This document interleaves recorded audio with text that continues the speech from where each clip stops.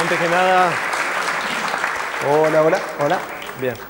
Antes que nada, quería agradecerle acá a la gente que ha organizado este evento, darle las gracias, que me parece que son movidas muy importantes y que hace falta para poner a andar un poco este regalito divino que personalmente tanto aprecio. Le quería agradecer a todos ustedes también por la posibilidad acá de estar haciendo esta movida, porque sin ustedes tampoco hay nada. Y bueno, por otro lado, dos bendiciones que me hago a mí mismo, que tiene que ver en cierta forma con prevenir mi propio TOC, mis propias obsesiones. Que por un lado, quiero decirle que todo lo que voy a decir es desde mi punto de vista, que por ende es relativo, y por otro lado, que básicamente me puedo llegar a equivocar y que cada palabra y término que vaya a utilizar puede ser interpretado de múltiples formas y puntos de vista en función de su propia historia de cada uno, en función de su propio ámbito social, en sus grupos de pares y su cultura. Eso es un poco lo que quiero hablar.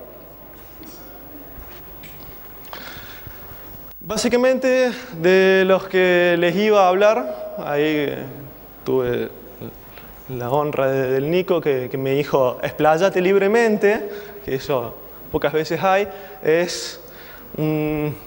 son tres puntos fundamentales que sería lo que es la teoría del cerebro trino, las neuronas de espejos y lo que es programación neurolingüística. Son ámbitos de desarrollo pero muy nuevos, que están en pañales y que, bueno, que viene por todo lo que es el ámbito de neurociencias y psicología, que es en lo que trabajo. Básicamente, la pregunta que me vengo maquinando desde hace mucho tiempo y rosqueando es ¿qué entendemos por lo que es la conciencia? Muchas veces es un término que normalmente utilizamos casi todo el tiempo. Sí, porque es una cuestión de expandir la conciencia o que cruza a alguien y no ve el auto y dice, oh, qué inconsciente, o cuando se meten con las motos por ahí y va a eso, que hablando de lo que es la polisemia y los múltiples significados de los diferentes términos, para poner un punto de referencia general.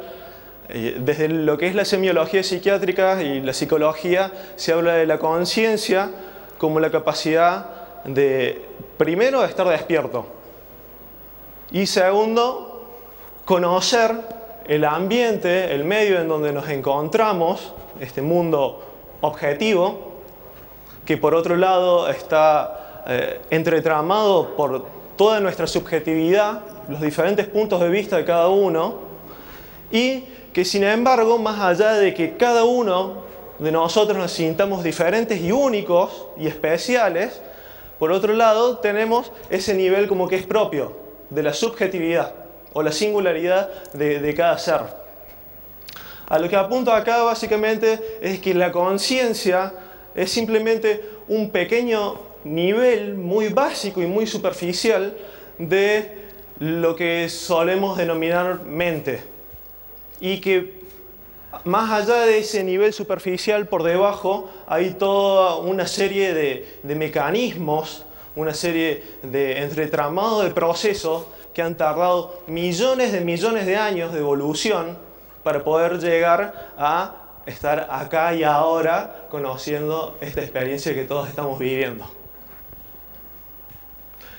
Lo que tomé básicamente fue la teoría de un neurólogo, un investigador, un neurocientífico, que toma los principios evolutivos de la biología, digamos, tanto de lo que es Darwin, de la evolución misma, de la adaptación de la vida misma frente a las múltiples vicisitudes, y lo lleva al ámbito de lo que es el estudio del cerebro, para dar cuenta en su concepto, en su noción de lo que es el cerebro triuno, habla de que si bien es una totalidad, este órgano tan fundamental que nos posibilita el experimentar el momento a momento, lo que pensamos, lo que sentimos, todas las emociones, las motivaciones, esta capacidad que tenemos de comunicarnos con el mundo y con los otros y de transmitir cuestiones internas,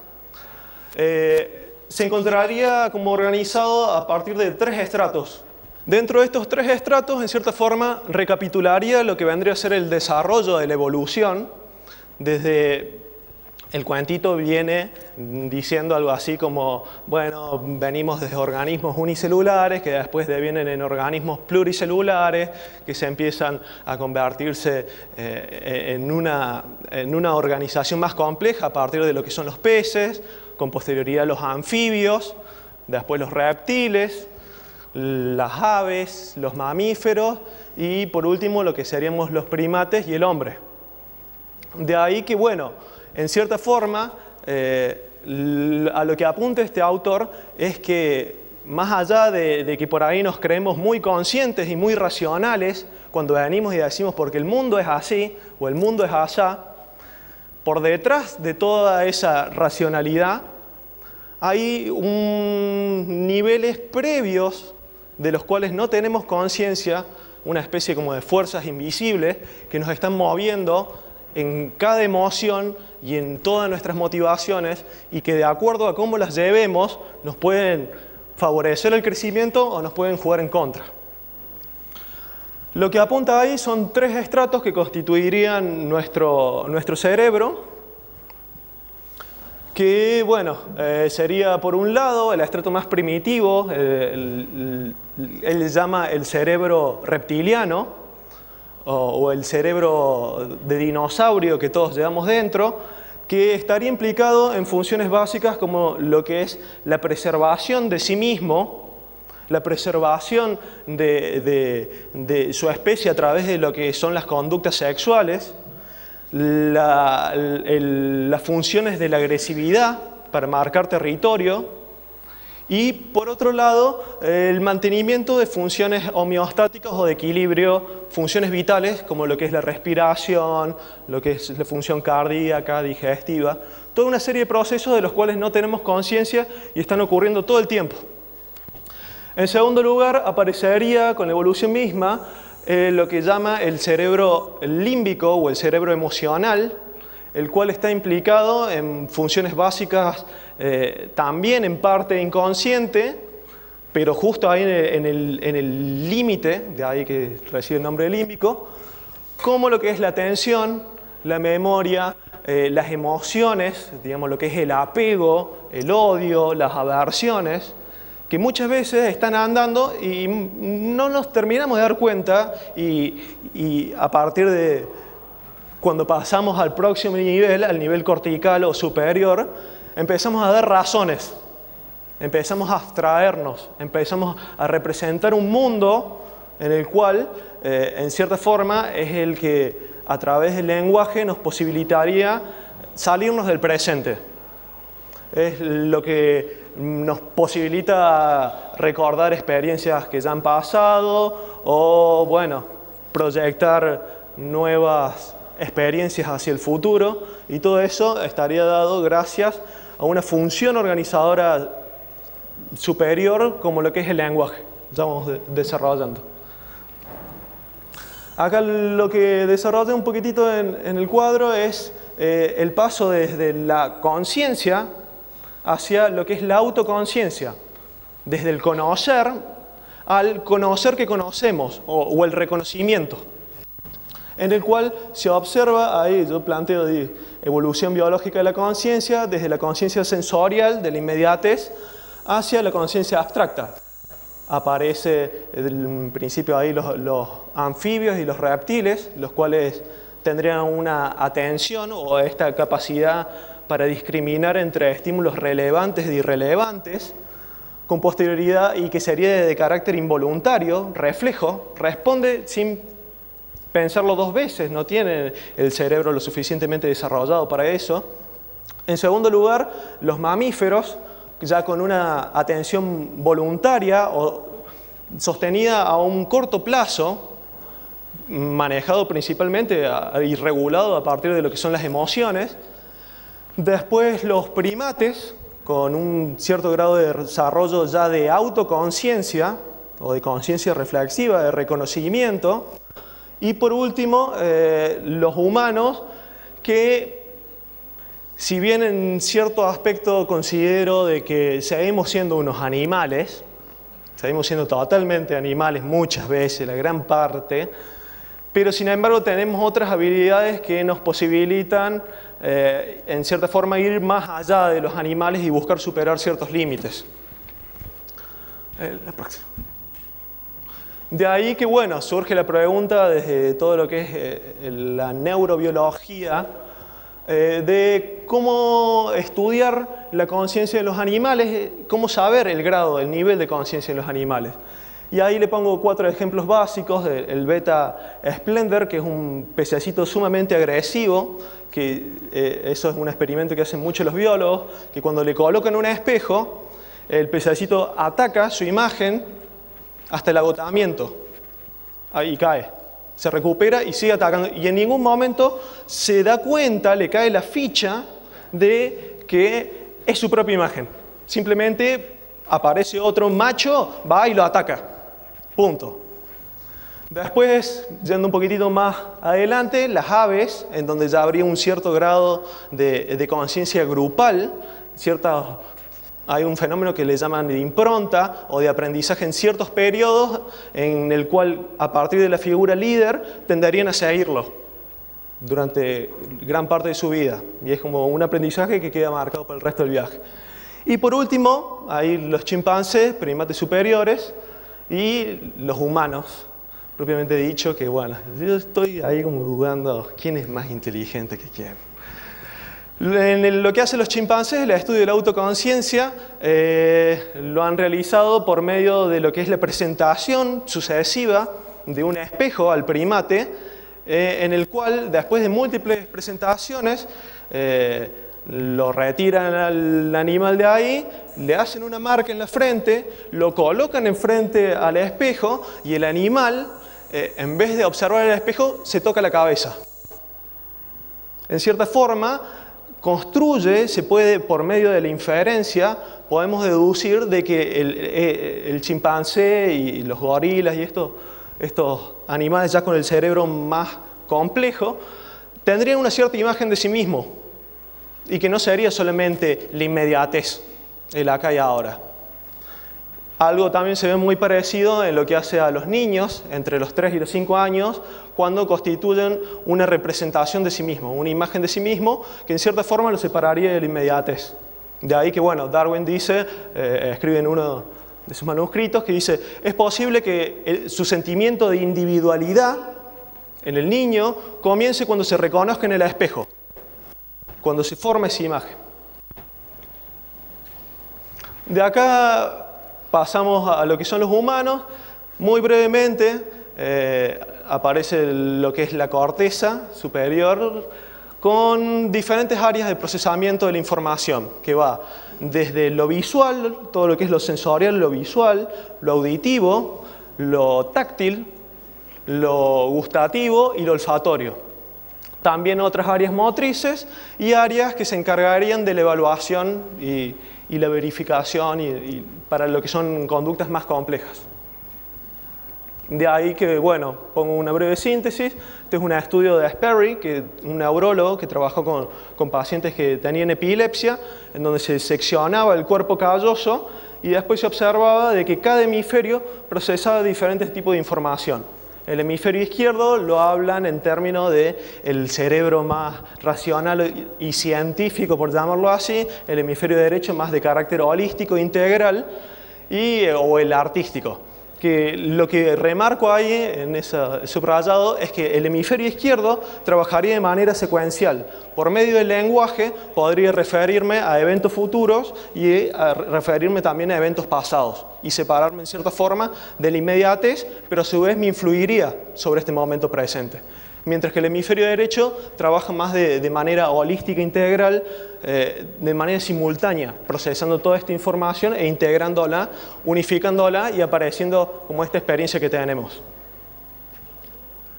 Acá le hago una breve mención a Iván Pavlov, que bueno, fue un fisiólogo ruso, que dentro de los múltiples hay personajes que estudiaron el aprendizaje. Iván Pavlov lo que observó es básicamente un proceso que le llaman de condicionamiento pavloviano, en el cual a un animal, cuando se le presenta un estímulo incondicionado, como sería la comida, y está con hambre, el animal tiende a salivar. Algo así como cuando estamos con mucha hambre y está esperando el asado, estamos todos ahí sedientos que se nos hace agua la boca. Lo que vio este fisiólogo es que cuando presentaba una campana, un estímulo neutro que no tenía absolutamente ningún significado, el perro no producía nada. Pero cuando presentaba la campana en conjunción con la comida sucesivas veces, como por ejemplo o el ruido de la bolsa de la comida junto con la comida, después cuando le presentaba la campana solamente, el perro ya comenzaba a salivar. El estímulo que previamente era neutro y que no producía ningún efecto, después de aparearlo varias veces, ya producía una cierta respuesta que anteriormente no tenía ningún significado. Es un aprendizaje. Ya vamos, después lo conectamos con lo otro. Pasamos a lo que hacen las neuronas de espejo. Las neuronas de espejo fue un descubrimiento próximo de los años 90 de neurofisiólogos en Italia, el grupo de Rizzolatti, en donde estudiando lo que es la corteza motora, que se encarga de la coordinación por medio atenta y consciente de lo que era en este caso el movimiento de la mano, por esos azares, idas y vueltas de la vida, más allá de ver actividad cuando movía la mano, en cierto momento los investigadores agarraron el mismo objeto, en este caso bueno, una banana, y lo que constataron era que se activaron ese mismo grupo de neuronas. En cierta forma, cuando estaba el bicho prestando atención y iba el investigador y lo agarra con la mano, también se disparaba. Y dijo, ¿qué pasó acá? En cierta forma, después se llegó, por medio de inferencia, a hipotetizar la posibilidad de que habría un grupo de neuronas que nos posibilitarían imitar y emular una especie como de realidad virtual personal el lugar del otro. A partir de ahí, cómo puede estar percibiendo, cómo puede estar sintiendo, qué necesidades tiene, las emociones, los estados internos. Esto también después ha sido observado ahí en niños a partir de los 6 meses, que bueno, que copian, imitan los gestos de la cara. Muy fundamental para las emociones.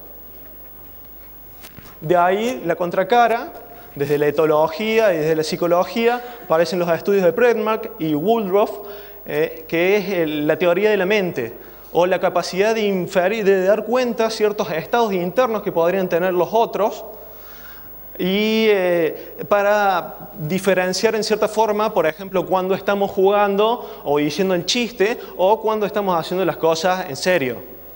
¿Cuáles son los parámetros comunicacionales que se tienen en cuenta para esa simulación de la mente? De ahí que hay como 3 niveles.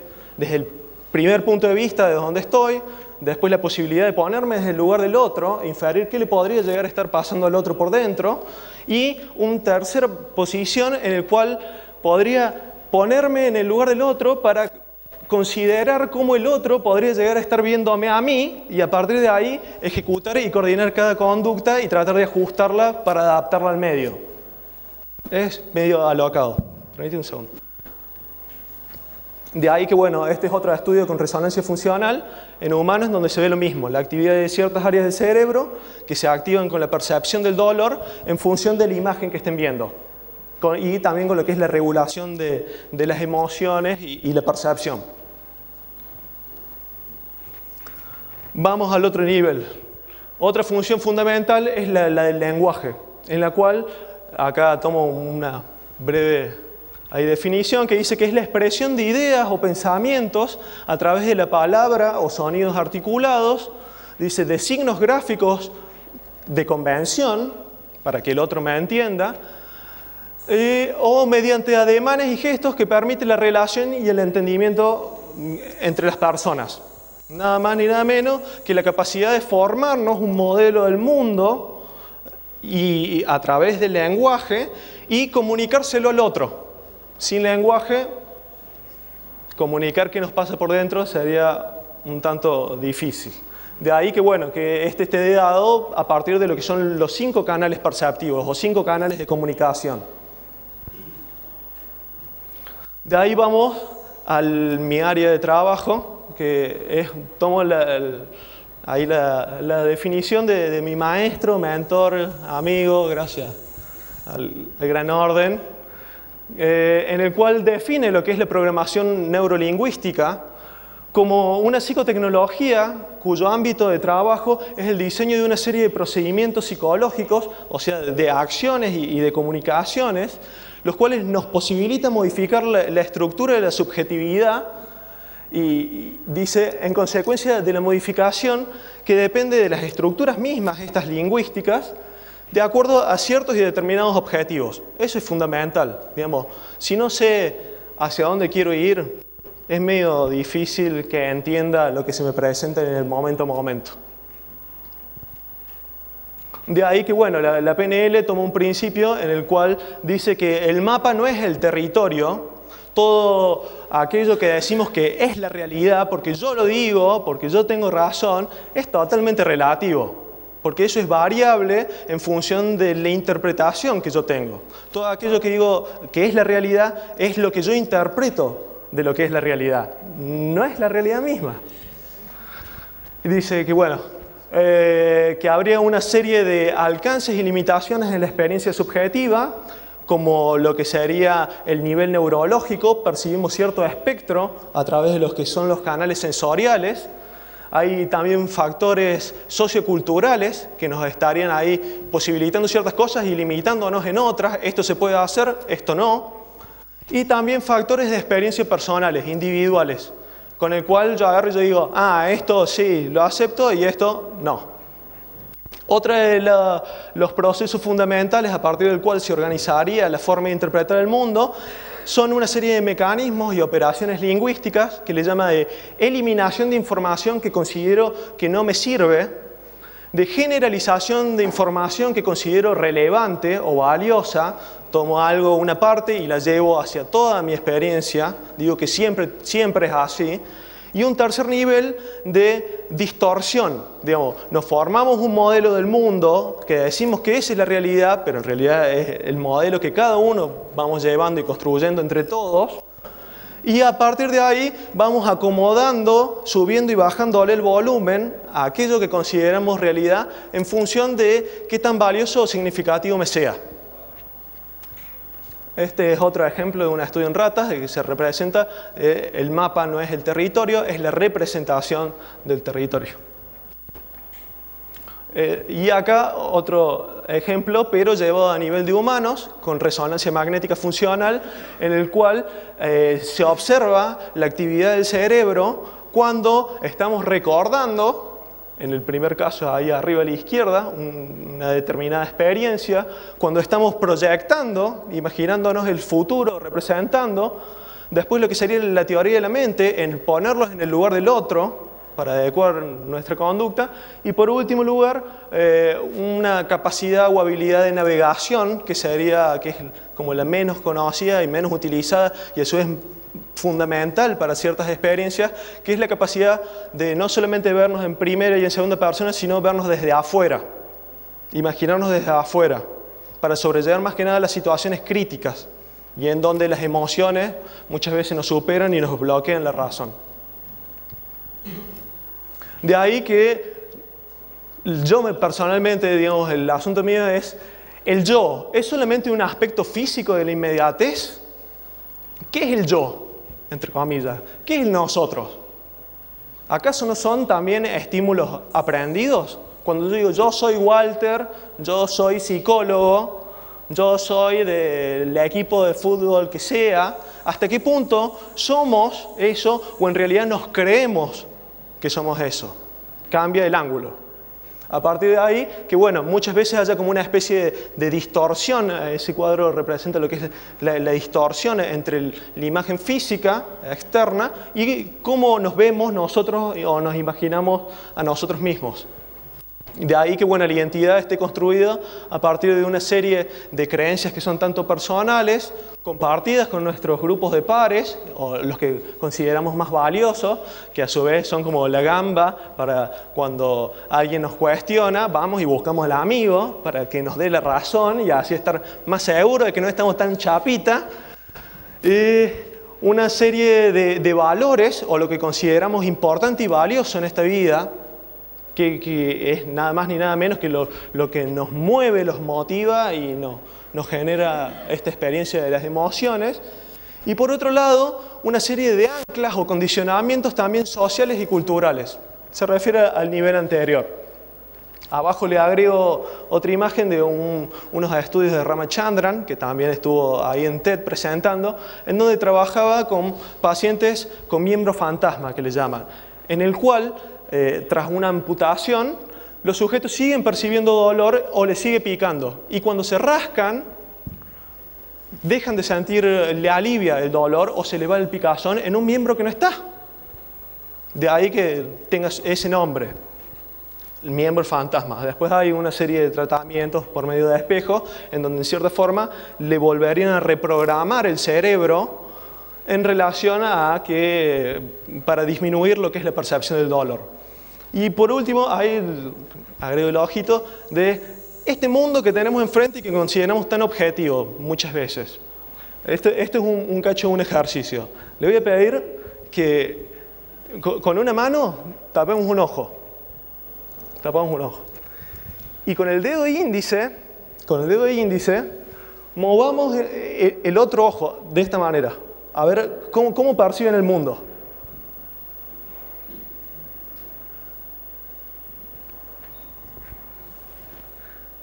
¿Está quieto?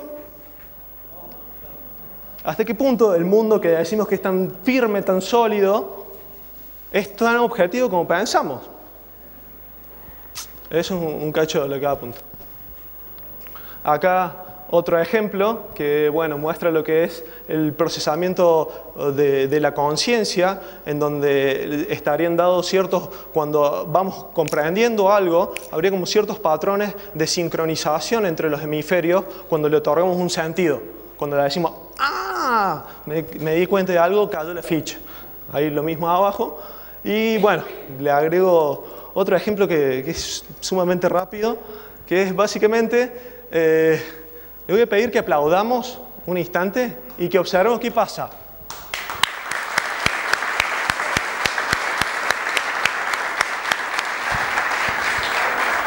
Ahora le hago una pregunta. ¿Estaba desincronizado eso? ¿Cómo sucedió eso? Con muchas cosas locas. Seguimos al próximo. Por último, acá un ejemplito rápido, unos experimentos controlados de disociación o de experiencia de salirse del cuerpo realizados en el laboratorio, en el cual le colocan unos lentes de realidad virtual, le colocan una cámara por detrás del cuadro de arriba y lo tocan a la persona en la espalda, y lo que observan es que después de un par de minutos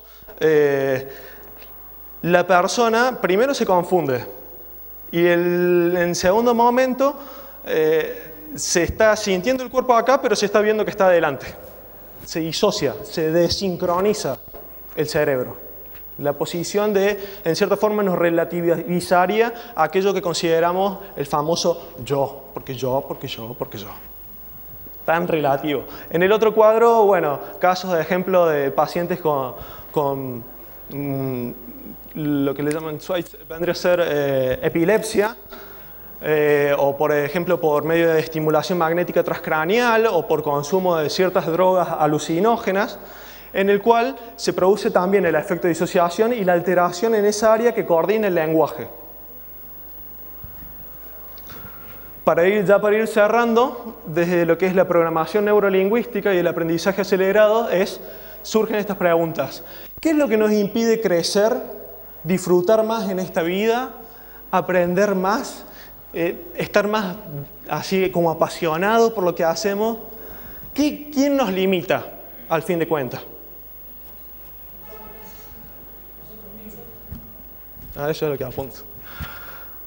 hay una lista de paradigmas o creencias antiguas en el cual dice yo no cambio más, yo soy malo para aprender, yo soy así y se acabó, punto.